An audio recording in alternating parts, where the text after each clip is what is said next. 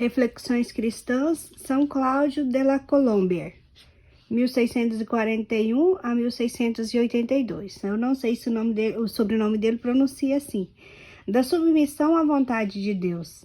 Nada nos sucede na terra senão porque Deus o quer. É Ele quem dá as riquezas e é Ele quem envia a pobreza. Quando estáis doente, Deus é a causa do vosso mal. Se haveis recuperado a saúde, foi Deus quem vô-la restituiu. Se viveis, é unicamente a Ele que deveis tão grande bem. E quando a morte vier, terminada a vossa vida, será da mão dele que recebereis o golpe mortal. Quando os maus nos perseguem, é então a Deus que devemos imputar? Sim, cristãos ouvintes, é ainda a Ele que deveis então acusar unicamente do mal que sofreis. Ele não é a causa do pecado que comete o vosso inimigo maltratando-vos, mas é a causa do mal que esse inimigo vos faz pecando. Aquele mau homem é nas mãos de Deus como um veneno nas mãos de um artista hábil. Não foi o artista que deu aquela erva ou aquele mineral a virtude maligna que lhes é própria, mas foi ele quem as misturou no xarope que vos apresenta, quer tenha o interno de vos dar a morte, quer talvez o de resistir à saúde. Não foi Deus quem inspirou o vosso inimigo a má vontade que tem de vos prejudicar, mas foi Ele quem lhe deu poder. Foi Ele quem fez voltar sobre vós a malícia daquela pessoa. O Senhor quis que caísse na cilada, já que não a evitou. Não terias nenhum poder sobre mim se ele não vos fosse dado do alto. João 9:11. Um homem que recebeu uma chaga mortal, se é prudente, não corre atrás de quem o feriu. Vai primeiro ao médico que pode o curar. Das adversidades, de como são úteis aos justos e necessários aos pecadores. O vosso Redentor é testemunha de tudo que sofreis. Ele que vos traz no seio. Ele declarou que aquele que vos fere, falo como a pupila dos seus olhos. Ele próprio, não obstante, permite que sejais atribulados, embora pudesse impedi-lo, e duvidais de que essa provação passageira vos deva proporcionar as mais sólidas vantagens? Tudo quanto se atura após a morte, seja nas chamas do purgatório, tudo isso é computado como nada. Se pudesse descobrir quais são os desígnios da providência, é certo que desejaríamos com ardor os males que sofremos com tanta repugnância.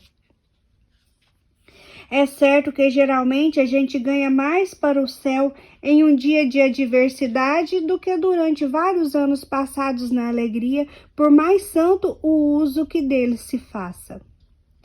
Todos sabemos que a prosperidade nos afrouxa.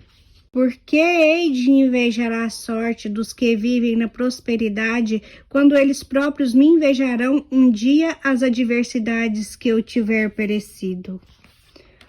Um homem sobrecarregado do peso dos negócios públicos e domésticos, uma mulher que vive nos prazeres, que é escrava da vaidade, um cristão numa palavra que envelheceu na sua impiedade e nas suas desordens, é necessário, Senhor, é necessário que sofram e que pereçam.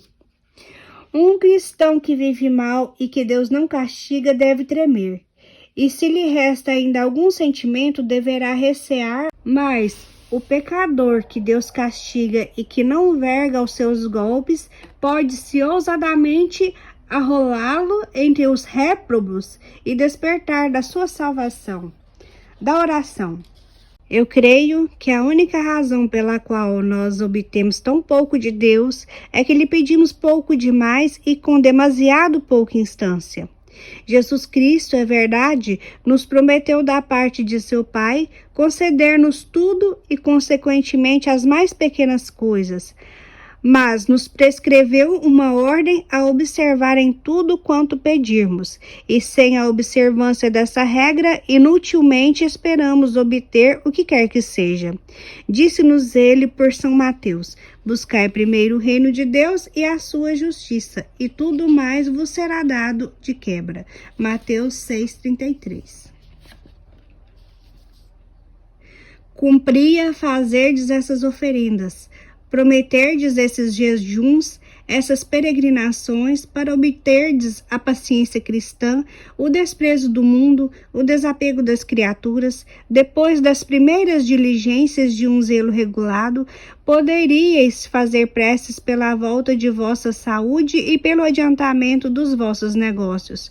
Deus escutaria as vossas orações, ou antes as preveniria e se contentaria com conhecer os vossos desejos para cumpri-los. A pobreza vos serve para manter na humildade o vosso espírito naturalmente orgulhoso. O apego extremo que tendes ao mundo tornar-vos necessárias essas maledicências que vos afligem. Não seria amar-vos, seria odiar-vos cruelmente, descarregar-vos dessas cruzes antes de vos dar as virtudes que não tendes. Quereis que vos dê um bom método para pedirdes a felicidade, mesmo temporal, método capaz de forçar Deus a vos ouvir? Dizei-lhe de todo o vosso coração: meu Deus, ou dai-me tantas riquezas que meu coração fique satisfeito, ou inspirai-me desprezo delas, tamanho que eu não as deseje mais, ou livra-me da pobreza, ou me tornai-a tão amável que eu a prefira a todos os tesouros da terra. Ou fazeis cessar essas dores, ou que eu vos seria ainda mais glorioso, fazei que elas se convertam em delícias para mim, e que longe de me afligirem e de me perturbarem a minha paz e a paz da minha alma, se tornem para ela a fonte da alegria mais doce. Podeis me descarregar da cruz, podeis me deixar sem que eu lhe sinta o peso. Podeis apagar o fogo que me queima e podeis, sem apagá-lo, fazer que, ao invés de queimar, me sirva ele de refrigério, como serviu aos jovens hebreus na fornalha de Babilônia. Peço-vos uma coisa ou outra, que importa de modo que eu seja feliz. Se for pela posse dos bens terrestres, render-vos-ei por isso imortais ações de graças. Se for pela privação desses bens, será um prodígio que dará ainda mais glória ao vosso nome, e não serei por isso senão mais grato. De fato, senhores, a conversão de Santo Agostinho só foi concedida a Santa Mônica ao cabo de 16 anos de lágrimas, mas também foi uma conversão inteira, uma conversão incomparavelmente mais perfeita do que ela havia pedido. Todos os seus desejos terminavam em ver a incontinência daquele moço reduzida aos limites do casamento, e ela teve o prazer de vê-lo abraçar os conselhos mais relevados da castidade evangélica. Desejara apenas que ele fosse batizado, que fosse cristão, e o viu elevado ao sacerdócio, à dignidade de bispo.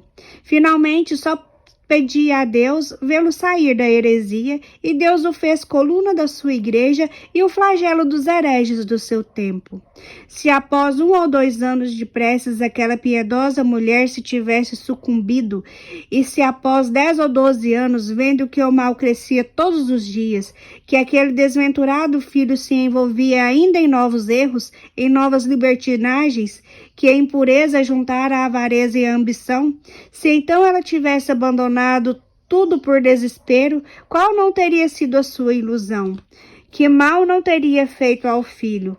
De que consolação não teria privado a si própria? De que tesouro não teria privado, quer o seu século, quer os séculos por vindouros? E vós que solicitais a conversão daquele marido, daquela pessoa que vos é tão cara, em nome de Deus, não vos canseis de pedir. Sede constantes, sede infatigáveis nas vossas rogações. Se vos recusam hoje, amanhã alcançareis tudo. Se não conseguis nada este ano, o ano próximo vos será propício. Então, pessoal, isso aqui é a continuação e o fim, na verdade, do livro Debaixo da Providência de Deus, O Segredo da Paz e da Felicidade. A segunda parte, porque são 2 livros em um. E, nossa, é de uma grandeza esses conselhos, esses ensinamentos, que a gente não vai olhar mais as dificuldades, os sofrimentos da mesma forma. Eu espero ter ajudado a todos, né, a ter um propósito de mudança de vida, de aceitação e de amor a Deus, Peço perdão pela leitura, pelos ruídos de fundo e agradeço de coração pela paciência de terem ouvido até aqui. Salve Maria, fiquem com Deus e até o próximo vídeo.